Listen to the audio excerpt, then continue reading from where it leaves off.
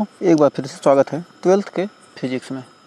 तो आइए आगे देखते हैं। हमने पहला पार्ट शुरू कर दिया था, तो आइए देखते हैं आगे। कर रहा है हेडिंग है बहुल आवेशों के बीच, बहुल मतलब एक से अधिक आवेशों के बीच बल, मतलब एक से अधिक आवेश हैं तो उनके बीच कैसे बल काम करेगा, यानी या कह सकते हैं कि अध्यारोपण का सिद्धांत।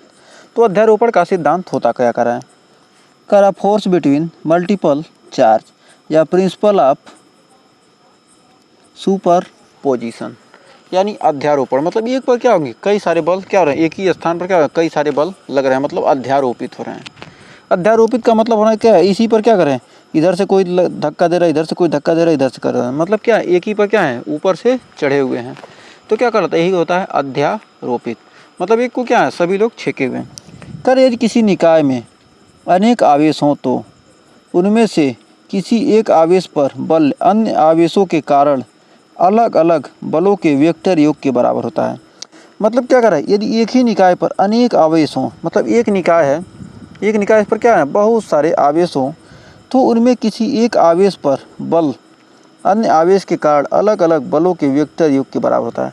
मतलब इस आवेश पर क्या होता है, अन्य आवेशों के कारण जो क्या होगा, बलों का योग की क्या होगा, बराबर होगा, वेक्टर योग के बराबर होगा। इसे अध्यारोपण का सिद्धांत कहते हैं। तो एक बार और कर रहा है, मतलब क्या कर रहा है, एक बार और समझ लिए। कर यदि किसी निकाय पर अनेक आवेश हों, मतलब ये कोई निकाय है, इस पर क्या है, बहुत सारे आवेश Q1 Q2 Q3 dot dot Qn आवेश हों, तो उनमें किसी एक आवेश पर, मतलब मान लेते हैं कोई क्या एक आवेश है, इस आवेश पर अन्य आवेश के कारण, मतलब ये सब जो जितने भी आवेश हैं के कारण लगने वाला बल अलग अलग आवेश, अलग अलग बलों के वेक्टर योग के आवेश के कारण क्या होगा, अलग अलग बलों के वेक्टर योग के बराबर होगा। इसे क्या कहते हैं, अध्यारोपण का सिद्धांत या प्रिंसिपल ऑफ सुपर पोजिशन कहते हैं। तो मान लीजिए निकाय में n आवेश हैं, मान लेते हैं ये निकाय है, इस पर या n आवेश Q1 Q2 Q3, एक या क्या है, एक Q1 है, एक Q2 है, ये Q3 है, और ये डॉट डॉट डॉट एक Qn है। मतलब तीन आवेश हैं, तीन आवेश हैं, मतलब क्या n आवेश हैं, तीन आवेश कर रहे हैं, Q1 Q2 Q3 dot dot dot Qn, मतलब n आवेश हैं। तो माना इनमें से Q1 पर वैद्युत बल ज्ञात करना है। मान लेते हैं क्या है, एक Q1 आवेश है, इस पर क्या करना है, हमको वैद्युत बल की गणना करनी है। ये जो Q1 है, इस पर क्या करना है, हमको वैद्युत बल की क्या करना है, गणना करना है। इस Q1 पर क्या करना है, हमको वैद्युत बल की क्या करना है, इस पर गणना करना है। इस स्थान पर क्या करना है, हमको वैद्युत बल की क्या करना है, गणना करना है। तो गणना करने के लिए करना है तो तथा Q2 Q3 dot dot Qn के सापेक्ष, मतलब जो ये Q2 है, ये Q3 है और ये Qn, इनके सापेक्ष क्या करना है, यहाँ पर हमको बल की गणना करनी है, किस पर, Q1 पर। तो Q1 के स्थित वेक्टर क्या हो जाएंगे, R12, ये R12 हो जाएगा, R13 हो जाएगा, ये R1n हो जाएगा, 1n 1 3, ये 1 से 3 तक है, मतलब क्या R13 हो जाएगा, ये R1n हो जाएगा, ये R12 हो जाएगा, मतलब सापेक्ष वेक्टर हो जाएंगे। तब आवेश Q2 के कारण Q1 पर वैद्युत बल, तो आवेश Q1 के कारण, ये Q2 के कारण, ये जो Q2 है, ये Q2 के कारण Q1 पर बल हो जाएगा F12 बराबर 4πε0 Q1 Q2 अपान R12 का स्क्वायर वेक्टर R12 कैप एकांक वेक्टर। मतलब जैसे क्या हो गया, ऐसे कोई लिख दिया क्या, AR लिख दिया, इसे ऊपर कैप लगा दिया, क्या करेंगे, इसको एकांक वेक्टर R12 एकांक वेक्टर हो जाएगा। तो ये R12 एकांक वेक्टर हो गया। इसी प्रकार Q3 के कारण, मतलब इसी प्रकार Q3 के कारण जो बल लगेगा, तो F13 F11 के कारण क्या है, 3 के कारण 1 पर लग रहा है, तो F13 हो जाएगा, तो 1/4πε0 हो जाएगा F13, तो 1/4πε0 Q1 Q3, मतलब Q1 और Q3 के कारण लग रहा है, तो Q1 पर Q3 के कारण बल लग रहा है, तो Q1 Q3 अपान R13 का स्क्वायर अपान वेक्टर एकांक वेक्टर R13। उम्मीद है यहाँ तक कोई डाउट नहीं होगा। तो इसको समीकरण 1 मान लीजिए, इसको समीकरण 2 मान लीजिए। पुनः आवेश Qn के कारण Q1 पर वैद्युत बल, Qn मतलब n वें वेक्टर के कारण, मतलब क्यू एन के कारण क्या होगा, क्यू एन के कारण, तो F1n 1/4πε0, ये तो क्या है के नियतांक है Q1 Qn अपान R1n का स्क्वायर और एकांक वेक्टर R1n। अब क्या कीजिए, तीनों समीकरण को जोड़ेंगे तो क्या होगा, अध्यारोपण के ध्यान से क्या हो गए, सभी अन्य आवेशों के कारण Q1 पर परिणामी बल वेक्टर F1 बराबर वेक्टर F1 बराबर हो जाएगा F12 plus F13 F14 F15 जो भी हो डॉट डॉट डॉट F1n। तो हमने 2 ले लिया, उसके बाद अंतिम में ले लिए, तो इससे क्या हो जाएगी, हम यहाँ से 4πε0 क्या हो जाएगा, सभी में तो कॉमन हो जाएगा, तो बच जाएगा Q1 Q2 अपान R12 स्क्वायर इंटू एकांक vector R12 plus Q1 Q3 अपान R13 स्क्वायर इंटू एकांक vector R12 plus dot dot dot Q1 Qn अपान R1n स्क्वायर इंटू एकांक वेक्टर R1n। ये क्या हो गया, अध्यारोपण के सिद्धांत से हमने क्या किया, बलों का मान ज्ञात कर लिया। तो उम्मीद है यहाँ तक कोई डाउट नहीं होगा। ये एग्ज़ाम में अक्सर पूछता है, बहुत ही वेरी इंपॉर्टेंट है, इसे आप ध्यान रखिएगा।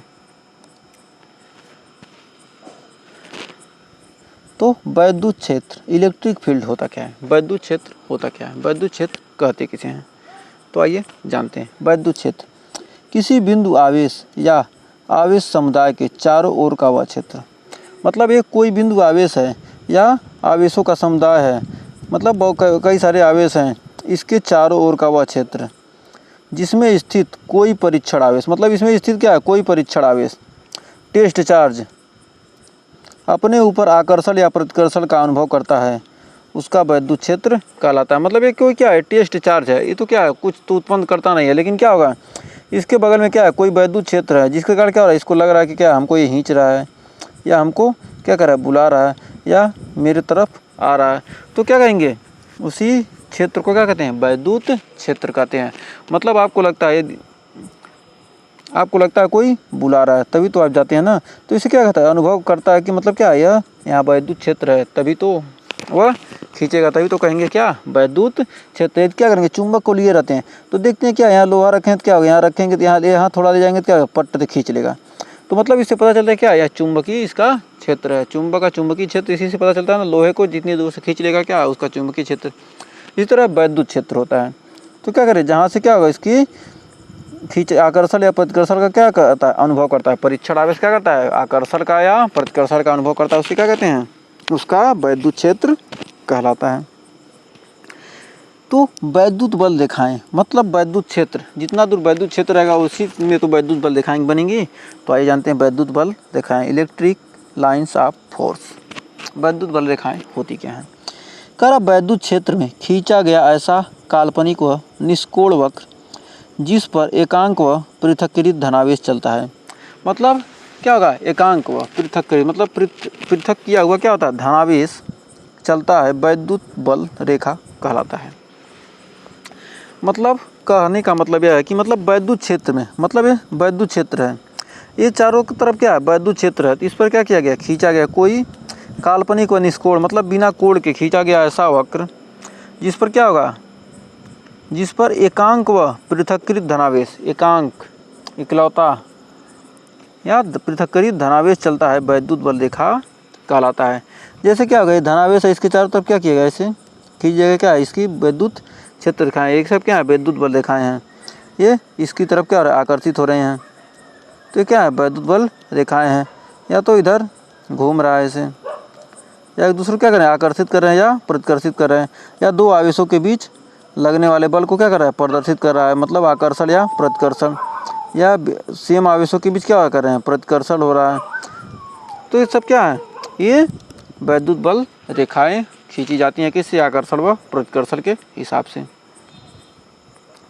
तो भाई आगे बढ़ते हैं, तो मतलब इसके लक्षण के बारे में जान लेते हैं, मतलब होती क्या है, मतलब ये क्या करती हैं। तो वैद्युत बल रेखाएं धनावेश से चलती हैं और ऋणावेश पर समाप्त हो जाती हैं। इस प्रकार यह खुला वक्र बनाती हैं, मतलब क्या कि प्लस से चली और माइनस पर क्या हो गई, समाप्त हो गई। इस प्रकार क्या होती हैं, यह खुला पथ बनाती हैं, यहाँ से गई यहाँ पर जाकर समाप्त हो गई, तो मतलब क्या हो गया, तो खुला पथ ही हो गया ना। तो मतलब इसका मतलब कहने का मतलब क्या है, यह खुला वक्र बनाती है, मतलब हमेशा खुली रहती हैं, या कि बंद हो जाएं, कि धनावेश चलें ऋणावेश पे, फिर ऋणावेश से चलें धनावेश पे आए, ऐसा नहीं करती हैं। धनावेश से चलेंगी ऋणावेश पर जाकर क्या होती हैं, समाप्त हो जाती हैं। वैद्युत बल रेखा के किसी बिंदु पर खींची गई स्पर्श रेखा उस क्षण उस बिंदु पर रखे परीक्षण आवेश पर लगने वाले बल की दिशा को दर्शाता है।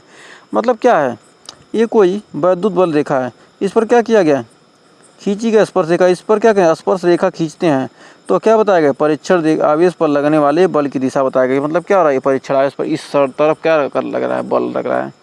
ये कोई परीक्षण आवेश से क्या किया जाए, वैद्युत बल रेखा ऐसे जा रही है तो इस पर क्या किया गया, हमने स्पर्श रेखा ऐसे खींच दिया तो क्या होगा, वो बताया गया। मतलब क्या, इधर लगने वाला बल है, किस पर, परीक्षण आवेश पर, दिशा बताएगा। मतलब इस दिशा में क्या आ रहा है, बल लग रहा है।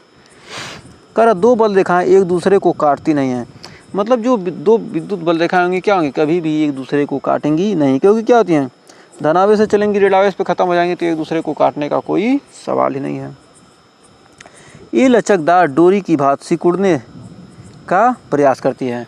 मतलब जो जैसे डोरी होता है, मतलब धागा है, क्या करेंगे उसको छोड़ देंगे क्या, ये आपस में इधर उधर रख देंगे क्या, घूमेट कैसे में ऐसे धागा है इसको ऐसे कर दिए या ऐसे क्या किए, ऐसे घूमेट कर रख दिए धागा को, तो मतलब क्या ये लचकदार मतलब सिकुड़ सकती हैं, सिकुड़ने का प्रयास करती हैं। इससे यह स्पष्ट होता है कि विजातीय ध्रुवों में आकर्षण होता है। मतलब क्या होगा, इससे यह पता चलता है कि मतलब क्या होंगे, प्लस और माइनस मिलेंगे तो क्या होगा, आकर्षण होगा।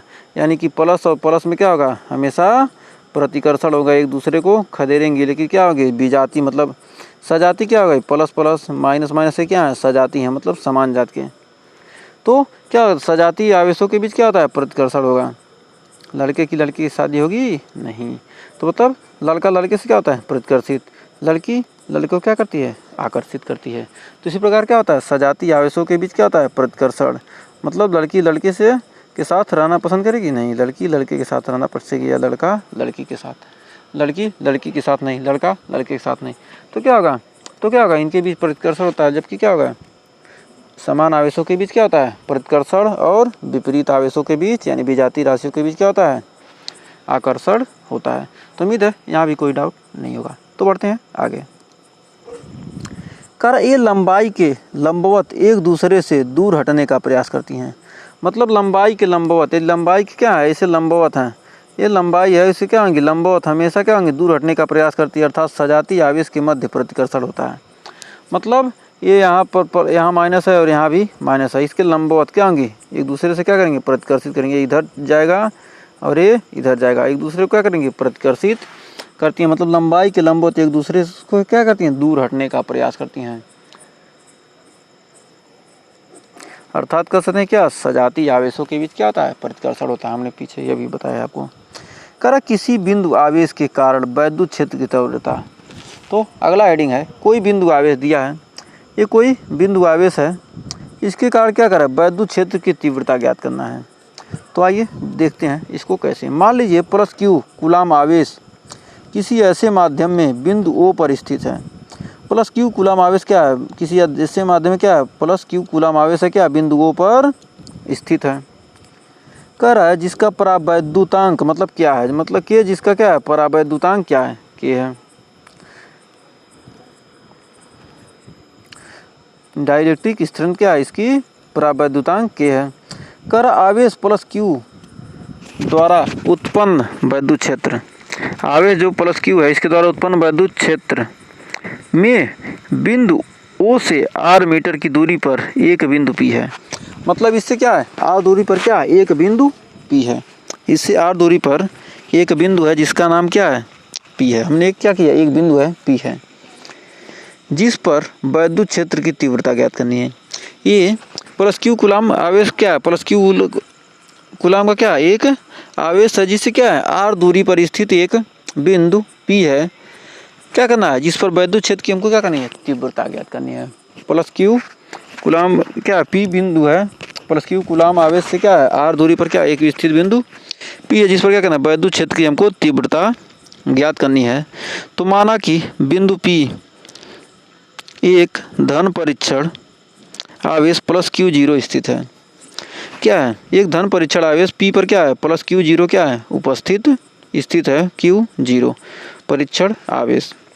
कर कूलाम के नियम से, कूलाम के नियम के अनुसार धन परीक्षण आवेश क्यू जीरो पर लगने वाला वैद्युत बल का मान क्या हो जाएगा, लगने वाला वैद्युत बल का मान हो जाएगा या बराबर 4 pi epsilon naught Q into Q zero upon r square newton. मतलब कूलाम का नियम यही कहता है, मतलब दो आवेशों के बीच लगने वाला बल क्या होता है, 1/4πε0 Q1 Q2 अपन आर स्क्वायर, यही होता है। तो Q और एक आवेश और एक Q0 है। तो अतः बिंदु P पर वैद्युत क्षेत्र की तीव्रता, तो बिंदु P पर वैद्युत क्षेत्र की तीव्रता क्या हो जाएगी, E बराबर F/Q। E बराबर वैद्युत क्षेत्र की तीव्रता E बराबर हो जाएगा F/Q।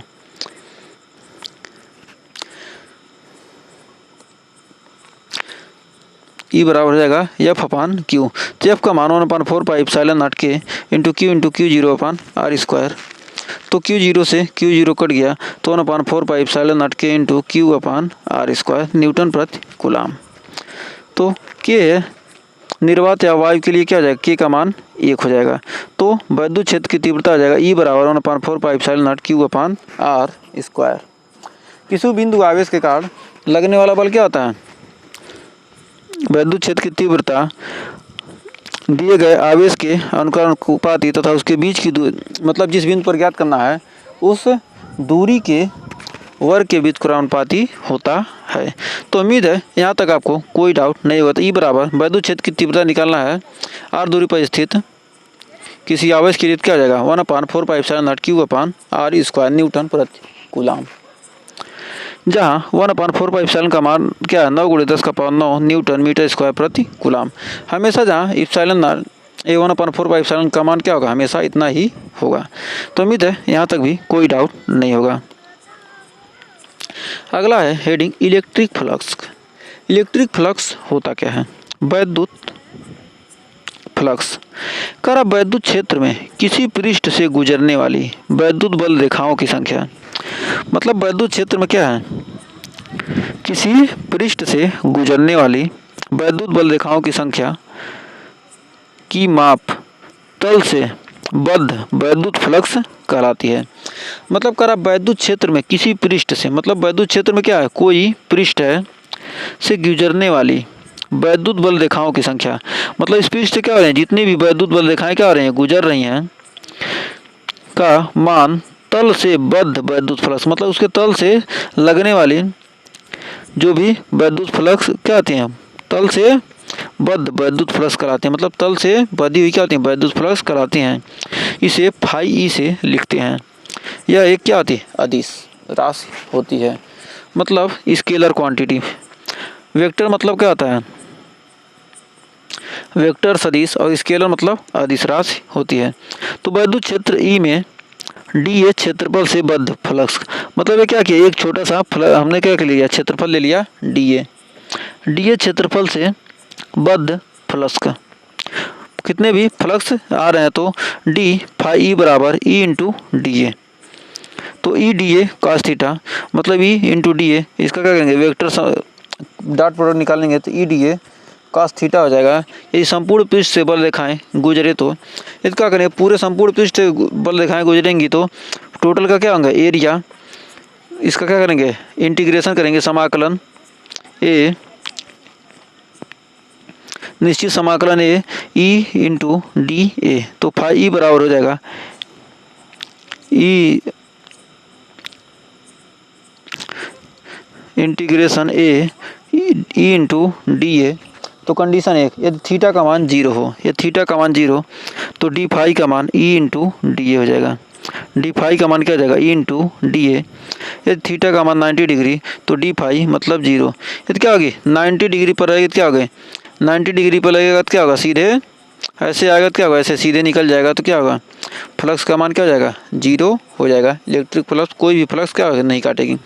मतलब ऐसे है, कोई क्या इस पर आएगा तो ऐसे निकल जाएगा तो क्या होगा, फ्लक्स का मान क्या हो जाएगा, 0 हो जाएगा 90 डिग्री, और 90 डिग्री से कम होगा तो क्या होगा, ऐसे मान होगा। तो उम्मीद है यहाँ तक भी कोई डाउट आपको नहीं होगा। अगर कोई डाउट होगा तो कमेंट सेशन में आप ज़रूर बताइएगा। इसको आप अच्छे से बना लीजिएगा। तो बढ़ते हैं अगले। करा वैद्युत द्विध्रुव, मतलब इलेक्ट्रिक डाइपोल। वैद्युत द्विध्रुव होता क्या है, करा अत्यंत अल्प दूरी पर स्थित, परिमाण में समान किंतु चिन्ह में विपरीत, मतलब बहुत ही कम दूरी पर स्थित क्या हो, परिमाण में समान, मतलब क्या हो, जिनका मान क्या हो, मान लीजिए 2 है तो ये भी 2 हो, मतलब गिनती में मतलब क्या हो, समान हो, लेकिन क्या हो, चिन्ह में विपरीत हो, एक प्लस हो एक माइनस हो। 2 आवेशों से निर्मित निकाय को वैद्युत द्विध्रुव कहते हैं। मतलब क्या है, समान परिमाण में समान हो, लेकिन क्या हो, आवेश में विपरीत निर्मित निकाय को, 2 आवेशों से निर्मित निकाय को क्या कहते हैं, वैद्युत द्विध्रुव कहते हैं। मतलब जो 2 समान आवेशों से, लेकिन क्या हो, चिन्ह में विपरीत हो, मतलब परिमाण में समान हो, लेकिन क्या हो, आवेश मतलब क्या, चिन्ह विपरीत हो को क्या कहेंगे, वैद्युत द्विध्रुव कहते हैं। इनमें से किसी एक आवेश के परिमाण व दोनों के बीच की दूरी के गुणनफलों को वैद्युत द्विध्रुव आघूर्ण कहते हैं। मतलब इनमें से किसी एक आवेश के परिमाण तथा दोनों आवेशों के बीच की दूरी के गुणनफल को क्या कहते हैं, वैद्युत द्विध्रुव कहते हैं। तो P×2L, उन दोनों आवेशों के बीच की दूरी, दोनों आवेशों की बीच की दूरी के गुणनफल को क्या कहते हैं, और एक आवेश के परिमाण के गुणनफल को क्या कहेंगे, वैद्युत द्विध्रुव कहेंगे। तो P बराबर हो जाएगा Q×2L। तो उम्मीद है यहाँ तक भी आपको कोई डाउट नहीं होगा। तो आते हैं विद्युत द्विध्रुव के कारण क्षेत्र। मतलब वैद्युत द्विध्रुव है तो उसके कारण कोई क्षेत्र तो उत्पन्न होगा ही। तो आइए देखते हैं 2 तरह से। तो अक्ष पर स्थित बिंदुओं के लिए, अक्ष पर स्थित बिंदु के लिए या विषुवतीय तल पर स्थित बिंदुओं के लिए, सबसे पहले जानते हैं अक्षीय स्थिति में विद्युत क्षेत्र की तीव्रता। जब अच्छी स्थिति में है तब विद्युत क्षेत्र की तीव्रता क्या होगी। तो माना एक विद्युत क्षेत्र AB जिसके मध्य O से R दूरी पर बिंदु P है। एक विद्युत क्षेत्र क्या है, AB है, A और B। एक विद्युत क्षेत्र एक पर -Q है, दूसरे पर +Q है। तो इससे क्या है, मध्य बिंदु O है, मध्य बिंदु O है, O से R दूरी पर क्या एक बिंदु P है, O से R दूरी पर क्या एक बिंदु P है। तो -Q के कारण P पर विद्युत क्षेत्र की तीव्रता, मतलब -Q के कारण P पर विद्युत क्षेत्र की तीव्रता आ जाएगी E1 बराबर 4πε0 Q/R+L। तो यहाँ से इतना ये 2L है, और क्या है यहाँ की दूरी, यहाँ पर मान लेते हैं ये टोटल दूरी क्या है, P तक क्या है, O से P तक दूरी हमने क्या माना है, R माना है। O से P तक की दूरी क्या है, मध्य बिंदु O से R की दूरी क्या है, P है। ये भी जिसके मध्य बिंदु O से R दूरी पर P है, मतलब O से P के बीच की दूरी क्या है, R है, तो हो जाएगा R, और ये इतना A क्या है, ये मध्य बिंदु है तो क्या है L, R+L हो जाएगा। तो मतलब R+L का स्क्वायर PA की ओर, P से A की ओर क्या किया हमने, विद्युत क्षेत्र की तीव्रता निकाल ली। +Q के कारण P पर विद्युत क्षेत्र की तीव्रता निकालेंगे तो E2 बराबर R-L क्या हो जाएगा, यहाँ से निकालेंगे तो AL क्या हो जाएगा, AL घट जाएगा तो R-L हो जाएगा। ये सेम ही है। तो उम्मीद है यहाँ तक आपको कोई डाउट नहीं होगा। कोई डाउट हो तो जल्दी से कमेंट कीजिएगा। तो कह रहा है P पर परिणामित तीव्रता। अब P पर क्या करना है, हमको परिणामित तीव्रता निकालना है। तो E बराबर E2 - E1। तो P पर परिणामित तीव्रता निकालना है, इस P पर परिणामित तो E2 - E1 निकालेंगे तो क्या निकलेगा, 1/4πε0 Q/R1 - L स्क्वायर -1/4πε0 Q/R+L का स्क्वायर। तो यहाँ से 1/4πε0 क्या किया हमने, कॉमन कर लिया, और Q भी दोनों में कॉमन कर लिया। तो R+L इधर आएगा तो R+L का square L square plus 2RL minus R square minus L square plus 2RL। तो R स्क्वायर L स्क्वायर क्या हो गया, दोनों कट गए। यहाँ पर क्या किया हमने, हर बराबर किया है तो यहाँ से कट गया। तो यहाँ बचेगा कितना, 2 दूना 2 2 4RL अपन स्क्वायर का दोनों क्या है, A प्लस B और A माइनस B। तो क्या आ जाएगा, A square minus B square का होल स्क्वायर हो गया। तो R square minus L square, तो 4RL Q/। तो चूंकि क्या है L स्क्वायर R स्क्वायर की तुलना में क्या है, बहुत कम। L स्क्वायर का मान क्या है, तो L स्क्वायर का मान R स्क्वायर के मान की तुलना में क्या बहुत ही कम, इसलिए क्या करेंगे L स्क्वायर को छोड़ देंगे। तो आ जाएगा E बराबर Q/4πε0 4RL upon r square का स्क्वायर, तो आर स्क्वायर का स्क्वायर यानी 4 हो जाएगा, तो हो जाएगा Q upon 4 pi epsilon naught 4 r L upon r का पावर 4, आर का पावर 4 से कट गया तो कितना हो गया आर क्यूब बचा, तो क्यू इंटू 2L, यहाँ से 2 कट गया तो क्या हो गया 2 को यहाँ से 2L लिख दिए, तो क्या लिख सकते हैं 2 into L, Q into 2L into 2, तो लिख सकते हैं ई बराबर क्यू इंटू 2L का मान हमने क्या निकाला है, पी बराबर होता है क्यू इंटू 2L। हमने यहाँ आगे पीछे पढ़ा है क्या होता है वैद्युत द्विध्रुव, क्या होता है द्विध्रुव आवेश क्या होता है पी बराबर क्यू इंटू 2L, तो हमने क्या किया वहीं से ये P into Q into 2L रख दिया, तो क्यू इंटू 2L का मान क्या हो गया पी हो गया, तो 2p अपन आर क्यूब, तो क्या हो गया वैद्युत द्विध्रुव आघूर्ण क्या हो गया किस स्थिति में अच्छी स्थिति में क्या हो गया विद्युत क्षेत्र की तीव्रता का मान क्या हो गया, अच्छी स्थिति में पूछेगा तो ई बराबर 1/4 pi epsilon naught 2p upon r cube, यहाँ 2qL बराबर क्या है पी है विद्युत द्विध्रुव आघूर्ण, जहाँ पी क्या है विद्युत द्विध्रुव आघूर्ण। हमें उम्मीद है यहाँ तक भी कोई डाउट नहीं होगा। अब जान लेते हैं विषुवतीय तल पर स्थित बिंदुओं के लिए, मतलब विषुवतीय तल पर स्थित कोई बिंदु है तब क्या होगा। माना ए बी एक वैद्युत द्विध्रुव है, ए बी क्या है एक वैद्युत द्विध्रुव है, ए बी एक क्या है ए बी क्या है एक वैद्युत द्विध्रुव है, इसके मध्य बिंदु ओ से आर दूरी पर, मध्य बिंदु ओ है उससे आर दूरी पर क्या किया है इसके लंबवत, मध्य बिंदु से आर दूरी पर लंबवत एक बिंदु पी है, तो माइनस क्यू आवेश के कारण बिंदु पी पर, माइनस क्यू आवेश के कारण क्या है माइनस क्यू आवेश इसके कारण बिंदु पी पर विद्युत क्षेत्र की तीव्रता यदि आर है और ये क्या है ये एल है, तो क्या इसका मान हो जाएगा under root R square plus L square, और इसका मान भी R square plus L square, इन दोनों के मान क्या होंगे R square plus L square under root में आ जाएंगे। क्या करेंगे इसको क्या करेंगे वेक्टर तोड़ेंगे तो क्या हो जाएगा ई2 साइन थीटा और ये ई2 कॉस थीटा, ई2 क्या है ई2 ए साइन थीटा ये लंबवत घटक है, और ई1 साइन थीटा, और क्या है ये क्षैतिज घटक क्या आ जाएगा E one cos theta E two cos theta, तो ई1 ई2 के लिए ई1 ई2 के लिए क्या हो गया ई1 साइन थीटा और ई2 कास थीटा। तो यहाँ तक बिंदु पी पर, तो बिंदु पी की तीव्रता, बिंदु पी पर तीव्रता निकालना है तो ई1 के कारण माइनस क्यू आवेश के कारण, तो ई1 बराबर, तो ई1 बराबर निकालेंगे तो 1/4 pi epsilon naught Q upon A P square P से ए की ओर, तो और प्लस क्यू के कारण पी पर तीव्रता हो जाएगा E two upon 4 pi epsilon naught Q upon B P square, A P बराबर बी पी, ये दोनों क्या है आपस में बराबर हैं, तो ई2 बराबर इतना हो गया ए पी, बी पी जगह पर क्या लिखे ए पी रख दिए, तो ई1 प्लस ई1 बराबर ई2 हो जाएगा, चूँकि ई1 बराबर ई2, ई1 और ई2 दोनों घटकों में बांटने पर, ई1 और ई2 को क्या करें दो घटकों में बांटेंगे तो ई1 साइन थीटा व ई2 साइन थीटा परस्पर बराबर व विपरीत होने के कारण निरस्त हो जाते हैं। ई1 साइन थीटा और ई2 साइन थीटा क्या होंगे दोनों बराबर हैं, इसलिए क्या होते हैं दोनों निरस्त हो जाते हैं,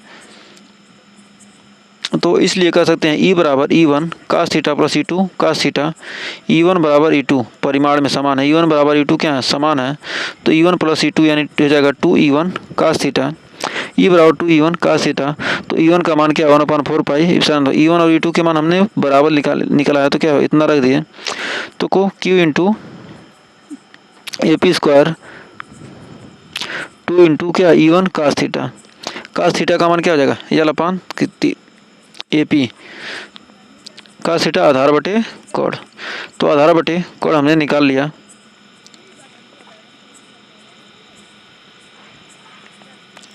आधार एल बटे ए पी हो जाएगा, आधार यहाँ और ये थीटा इसको लेते हैं क्या होगा ये भी थीटा होगा, यहाँ से आधार बटे कोण कास थीटा बराबर आधार बटे कोण हो जाएगा, तो यहाँ से कास थीटा बराबर आधार बटे कोण लेते हैं तो एल अपान ए पी हो जाएगा, तो यहाँ से क्यू इंटू एल और ए पी क्यू हो जाएगा, और ए पी क्यू का मान क्या है r square plus L square, तो क्या है ये 3 है और 1/2 पहले से ये तो क्या होगा 3/2 हो गया, तो r square plus L square, तो क्या करेंगे यहाँ पर एल स्क्वायर को क्या करेंगे छोड़ देंगे, तो छोड़ देंगे तो क्या होगा यहाँ पर छोड़ेंगे तो एल स्क्वायर छोड़ने पर क्या हो जाएगा ई बराबर 1/4 pi epsilon naught P upon r का पावर स्क्वायर, यहाँ आर स्क्वायर बचेगा तो 2 से 2 कट जाएगा यानी आर क्यूब हो जाएगा। तो पी बटे आर क्यूब, 2 क्यूब यल यहाँ पर है 2 क्यूब यल है तो इसको लिख देंगे क्या, पी रख देंगे। तो यहाँ पर इतना आपका मान आ जाएगा। तो हमें उम्मीद है यहाँ तक भी कोई डाउट नहीं होगा और वीडियो भी अच्छी लग रही होगी। तो आज के लिए बस इतना ही। अगर वीडियो पसंद आई तो वीडियो को लाइक, शेयर और चैनल पर पहली वीडियो किए हैं तो सब्सक्राइब कीजिएगा यदि वीडियो अच्छी लगी हो तो। वीडियो अच्छी लगी तो सब्सक्राइब कीजिएगा, नहीं तो लाइक सब्सक्राइब शेयर करने की ज़रूरत नहीं है। अगर आपको थोड़ा भी लगे मैंने मेहनत किया है आपको पढ़ाने में तो वीडियो को लाइक शेयर और चैनल को सब्सक्राइब जरूर कीजिएगा। तो आज के लिए बस इतना ही, मिलते हैं नेक्स्ट वीडियो में, तब तक के लिए टेक केयर।